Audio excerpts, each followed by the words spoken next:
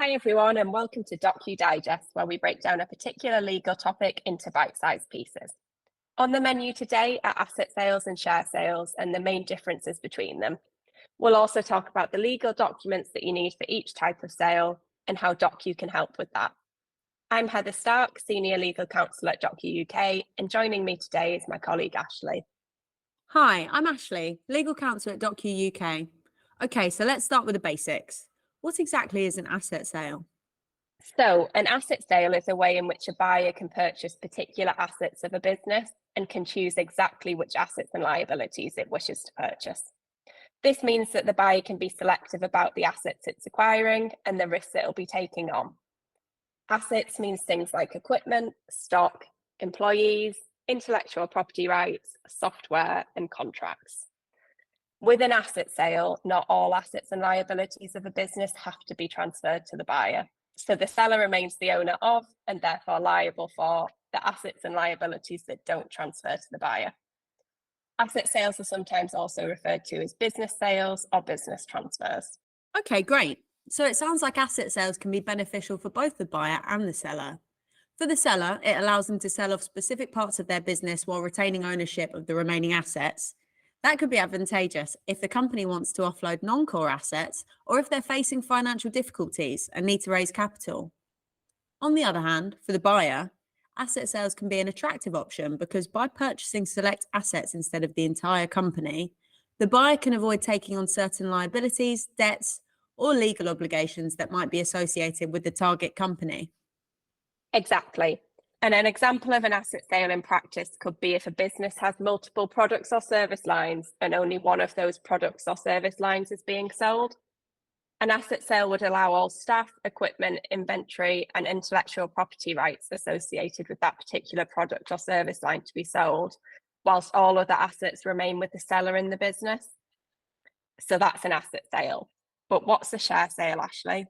Well, with a share sale, a buyer will usually purchase the entire issued share capital of a company from the existing shareholders. When a buyer purchases the share capital of a company, it acquires all of that target company's assets, liabilities, and obligations, regardless of whether the buyer or target company is aware of them. The buyer becomes the new owner of the entire entity, including its assets and liabilities. That makes sense. So unlike an asset sale, with a share sale, the buyer can't pick and choose what assets and liabilities it takes on. It'll take them all. Okay, so from the seller's perspective, share sales often provide a clean break from the business. Once the shares are sold, the seller's no longer involved in the operations or management of the company.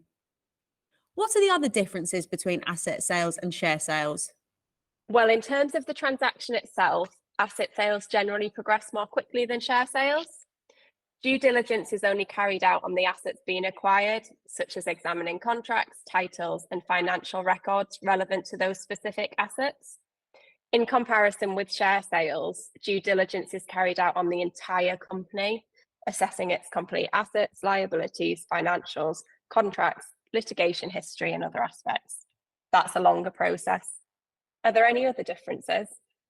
Yes, from a contractual perspective, more steps can be required to transfer contracts to the seller in an asset sale than a share sale. With an asset sale, consent may be required from third parties to transfer or assign assets and agreements to the new entity. But with a share sale, subject to change control clauses in contracts, contractual arrangements largely remain the same post-transaction, as the entity that's a party to those agreements doesn't change. There'll also be different tax considerations for asset sales and share sales, but that should be checked on a case-by-case basis. What legal documents are needed for asset sales and share sales? Both types of sale need a main purchase agreement to be put in place between the buyer and the seller. It will include details of what's being sold, the price for the sale, and the legal terms that relate to the sale. For asset sales, the agreement is usually known as an asset purchase agreement, and for share sales, it's called a share purchase agreement. How can Docue help businesses with asset sales and share sales? Well, Docue's dynamic share purchase agreement and asset purchase agreement templates allow you to create a top quality document in minutes. Docue's service includes model clauses designed by lawyers to help businesses draft the agreements themselves and tailor it to their specific needs. You end up with an agreement that's fully customized to suit your transaction. Sounds great. Thanks for listening, everyone.